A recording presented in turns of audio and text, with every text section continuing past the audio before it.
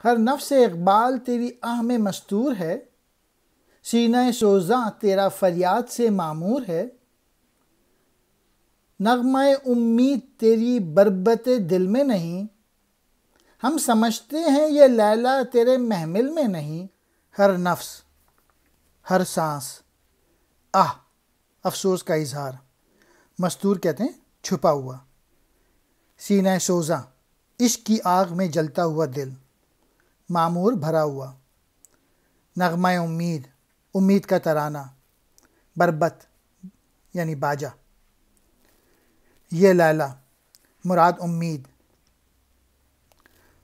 گوش کہتے ہیں کان کو۔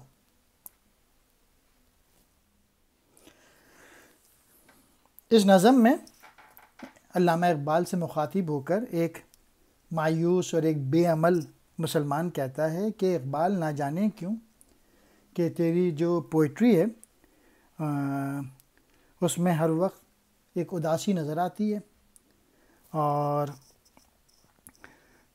تیرا جو محمل کا جو تو پرستار ہے وہ محبوب سے غالی ہے، اور تیری جو شاعری ہے وہ اس میں مایوسی ہے۔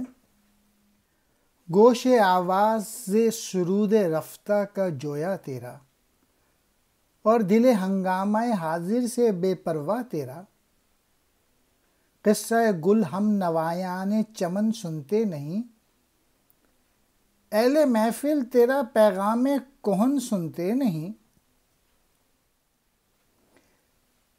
اے دارائے کاروان خفتہ پا خاموش رہ، ہے بہت یاس آفریں تیری صدا خاموش رہ، زندہ پھر وہ محفل دیرینہ ہو سکتی نہیں، شمع سے روشن شب دوشینہ ہو سکتی نہیں۔ گوش کہتے ہیں کان کو، سرود رفتہ ماضی کا نغمہ، جویا تلاش کرنے والا، ہنگامہ حاضر موجودہ دور کے مسائل، قصہ گل پھول کی کہانی، ہم نوایان چمن آواز کے ساتھ آواز ملانے والے یعنی ہم وطن، اہل محفل محفل والے، پیغام کہن پرانا پیغام، دریائے کاروان خفتہ پا سوئے ہوئے قافلے کی گھنٹی، یا سے آفریں نا امیدی پیدا کرنے والی، صدا کہتے ہیں آواز کو، محفل دیرینہ پرانی محفل، شب دوشینہ کل کی گزری ہوئی رات۔ تیرے جو کان ہیں وہ یعنی اقبال کے جو کان ہیں وہ ان نغموں کی تلاش میں ہیں جو کسی زمانے میں گائے جاتے تھے، یعنی وہی بیلیفز، مسلمانوں کے پرانے بیلیفز جو تھے جس سے مسلمان عروج پہ تھے، وہ اقبال انہی بیلیفز کی تلاش میں ہے، اور تیرا دل جو ہے وہ موجودہ دور کے ہنگاموں سے جو ہے وہ بالکل بے پرواہ ہے، اور باغ میں گانے والے جو پرندے وہ پھولوں کا قصہ سننا پسند نہیں کرتے، اور محفل والے تیرا پرانا جو پیغام ہے یعنی جو گزرا ہوا زمانہ یعنی مسلمانوں کا جو عروج جو گزر گیا تھا اس قسم کی باتیں سننا پسند نہیں کرتے۔ اے سوئے ہوئے پاؤں والے قافلے کی گھنٹی چپ ہو جا، کہ اقبال تیری آواز سے جو ہے وہ نا امیدی پیدا ہوتی ہے، تیرا اقبال چپ رہنا بہتر ہے، تو ہمیشہ جو ہے بس کوشش کرتا ہے کہ پرانی محفل دوبارہ زندہ ہو جائے، لیکن یہ اب ہو نہیں سکتی۔ جیسے شمع جب جل جائے تو وہ دوبارہ روشن نہیں ہو سکتی، یعنی گزرا ہوا زمانہ جو ہے وہ دوبارہ لوٹ کے نہیں آ سکتا، مسلمان دوبارہ عروج پہ نہیں جا سکتے۔ ہم نشیں مسلم ہوں میں، توحید کا حامل ہوں میں، اس صداقت پر ازل سے شاہد عادل ہوں میں، نبض موجودات میں پیدا حرارت اس سے ہے، اور مسلم کے تخیل میں جسارت اس سے ہے۔ ہم نشیں کہتے ہیں ساتھی کو، توحید کا حامل، اللہ کی وحدت پر ایمان رکھنے والا، صداقت کہتے ہیں سچائی ازل سے شروع سے، شاہد عدل انصاف پسندیدہ گواہ، نبض موجودات، کائنات کی نبض، حرکت کرنے والی رگ. حرارت کہتے ہیں گرمی، حق نے، اللہ نے. عالم کہتے ہیں کائنات.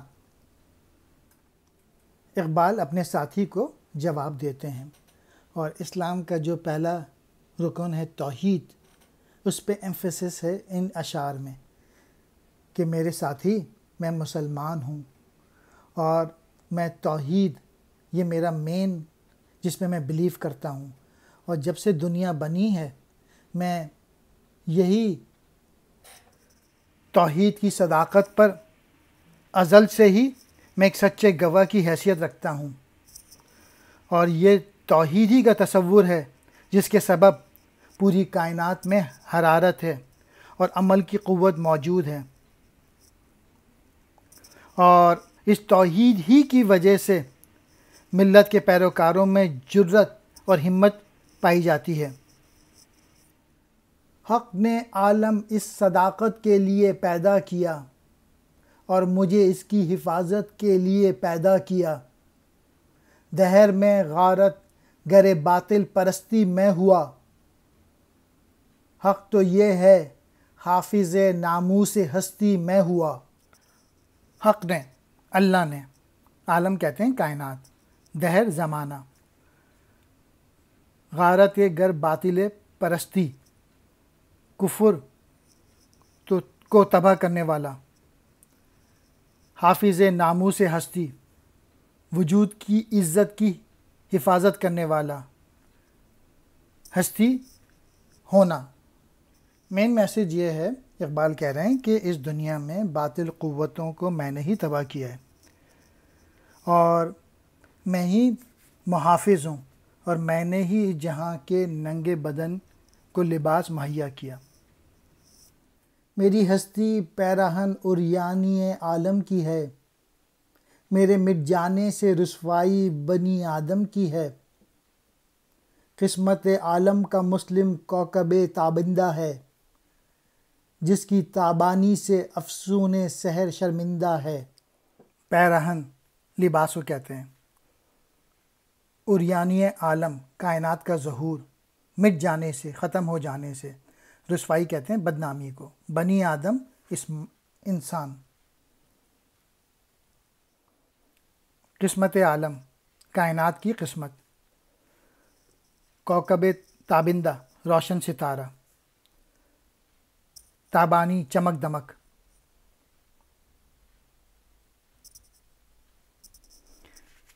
افسوئیں سحر صبح کا جادو. شرمندہ ہے، منہ چھپاتا ہے. اقبال کہہ رہے ہیں کہ میں نے ہی جہاں کے ننگے بدن کو لباس مہیا کیا. میں اگر مٹ جاؤں گا تو آدم کی پوری اولاد جو ہے وہ ذلیل و خوار ہو کے رہ جائے گی. یعنی مین میسیج جو ہے نا وہ توحید ہے.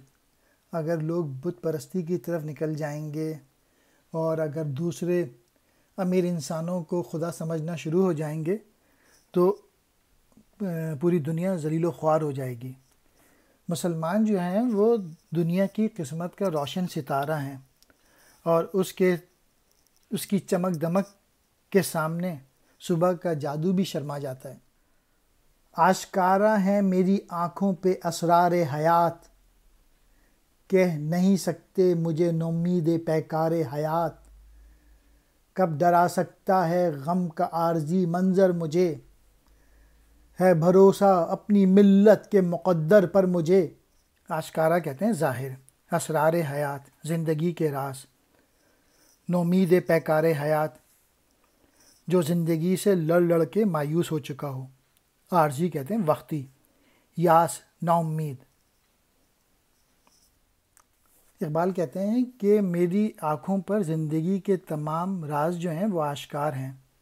میں ان لوگوں میں سے نہیں ہوں جو کہ عملی جد و جہد سے مایوس ہو جاتے ہیں، اور جو اس وقت مسلمان جو کہ زوال پذیر ہیں میں اس سے خوفزدہ نہیں ہوں. مجھے پورا اعتماد ہے کہ مسلمان دوبارہ عروج پائیں گے.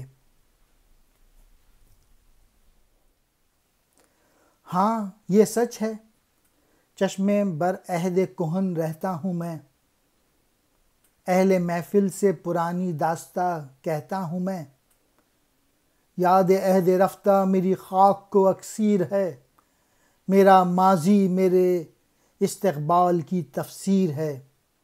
فتح کامل، مکمل فتح، مکمل کامیابی۔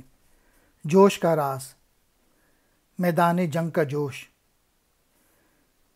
چشم برعہد کہن، شاندار ماضی پر نظر رکھنا، اہل محفل، محفل والے یعنی ملت اسلامیہ، داستان، کہانی، یاد عہد رفتہ، گزرے ہوئے زمانے کی یاد، خاک کو اکسیر ہے، مٹی کو سونا بنا دینے والی، ماضی، گزرا ہوا زمانہ، استقبال، آئندہ، آنے والا زمانہ، تفسیر، تشریح۔ ہاں یہ سچ ہے کہ میں پرانے زمانے پہ، اپنے ماضی پہ نظر رکھتا ہوں، اور اپنے جو دوست ہیں ان کو وہ پرانی کہانیاں سناتا ہوں، یعنی شعروں میں وہی باتیں لکھتا ہوں جو کہ عروج ہی تھیں اور ریزنز ہیں جو کہ ڈاؤن فال کے۔